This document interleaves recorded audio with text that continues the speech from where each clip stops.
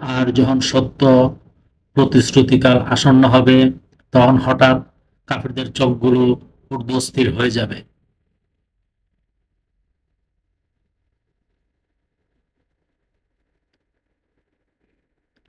তারা বলবে, হায় আমাদের দুর্ভাগ্য, এ ব্যাপারে আমরা উদাসীন ছিলাম, বরং আমরা জালিমই ছিলাম।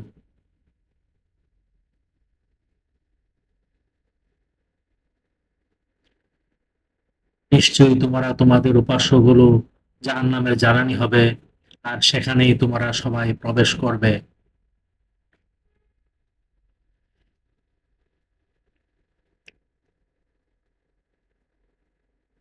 তারা যদি প্রকৃত ইলাহ হতো, তবে জাহান্নামে যেত না, তারা সবাই সেখানে স্থায়ী হবে।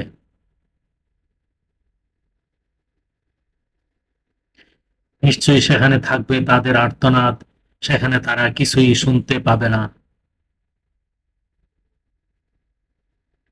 আয়াত ৯৭ থেকে ১০০, সূরা আম্বিয়া, আল কুরআন।